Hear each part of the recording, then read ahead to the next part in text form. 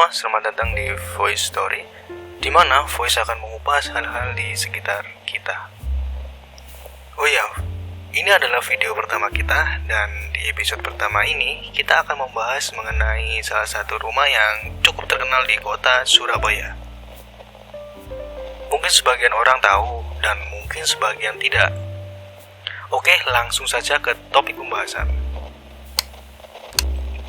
Surabaya adalah salah satu kota di Indonesia yang terletak di Pulau Jawa. Lebih tepatnya di Jawa Timur. Kota Surabaya disebut juga kota pahlawan, yang memiliki begitu banyak sejarah dan peran penting saat kemerdekaan Indonesia. Tentunya kota pahlawan ini tak luput juga dari cerita-cerita rakyat setempat yang mengeramatkan suatu lokasi yang mempunyai nilai-nilai mistis.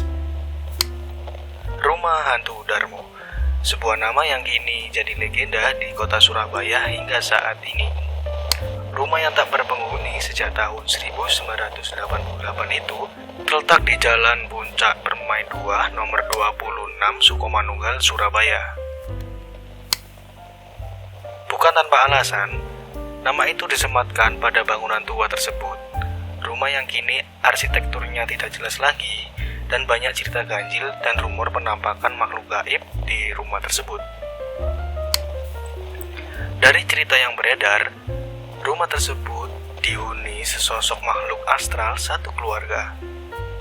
Konon, itu merupakan perwujudan dari penghuni rumah tersebut yang meninggal secara tidak wajar akibat pesugihan yang dijalaninya.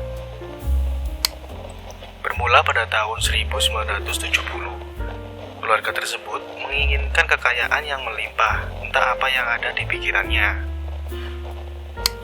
Keluarga tersebut melakukan perjanjian dengan makhluk gaib untuk mendapatkan kekayaan yang melimpah. Makhluk gaib pun menyetujui dengan syarat setiap tahun memberikan tumbal kepadanya. Tahun demi tahun, keluarga tersebut memiliki kekayaan yang begitu banyak dan melimpah. Namun suatu hari, sang ayah pun merasa kekayaannya pada saat itu dirasa sudah cukup dan ingin menghentikan perjanjian pesugihan tersebut. Sang ayah yang ingin kembali di jalan yang benar. Karena keluarga tersebut tidak memberikan tumbal lagi, makhluk gaib pun murka dan mengancam akan memberikan petaka pada keluarga tersebut. Sang ayah pun tahu akan hal itu dan mulai panik serta ingin bergegas pergi meninggalkan kota itu dan tinggal di tempat yang baru. Mereka pun bergegas mengemas barang dan mengajak seluruh keluarganya dan pergi ke Bali untuk menghindari kutukan itu. Semua anggota keluarga pun pergi, kecuali 2 pembantu dan 1 bayi. Konon, satu keluarga itu meninggal saat perjalanan menggunakan kapal pribadinya. Kabarnya, kapal tersebut dihantam cuaca buruk dan badai. Akibatnya, kapal tersebut tenggelam.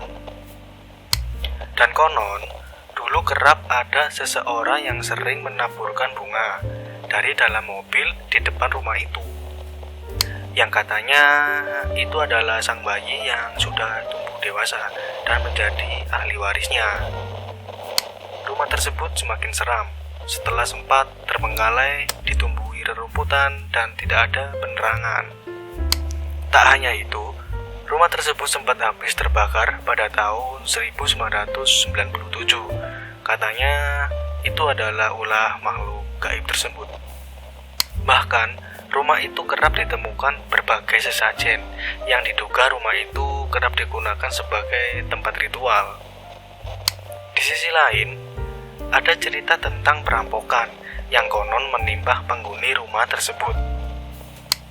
Korban dari perampokan kejam itu adalah satu keluarga yang terdiri dari ayah, ibu, dan 3 anaknya, beserta 1 pembantu dan 1 tukang kebun.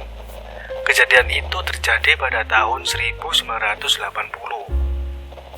Salah satu penjaga perumahan elit tersebut menceritakan hal-hal mistis yang terjadi di area rumah tersebut, seperti adanya suara tangis, minta tolong, dan penampakan sesosok makhluk di rumah tersebut.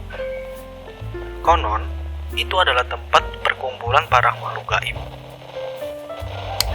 Suatu cerita, si penjaga tersebut berkeliling perumahan dan melihat ada pedagang nasi goreng keliling yang berhenti di depan rumah itu. Pedagang keliling itu sedang membuat 3 porsi nasi goreng dan ingin mengantarkan pesanan tersebut kepada perempuan yang berdiri di depan pintu. Penjaga perumahan itu langsung menghampiri pedagang nasi goreng. Singkat cerita, pedagang itu sontak kaget dan bergegas pergi meninggalkan tempat itu. Yang sebelumnya sudah diceritakan oleh penjaga bahwasannya itu adalah rumah kosong yang tidak berpenghuni sejak tahun 1988. Ya, tidak bisa dipungkiri, dari tahun ke tahun kisah rumah hantu Darmo tak pernah surut. Di era seperti ini pun banyak masyarakat yang memanfaatkan lokasi tersebut hanya untuk mengambil gambar, bahkan ada yang meletakkan sesajen untuk tujuan tertentu. Itulah kisah tentang rumah hantu Darmo yang terkenal hingga saat ini. Jika ada tutur kata ataupun gambar yang tidak mengenakan, kami mohon maaf sebesar-besarnya. Tidak ada manusia yang sempurna.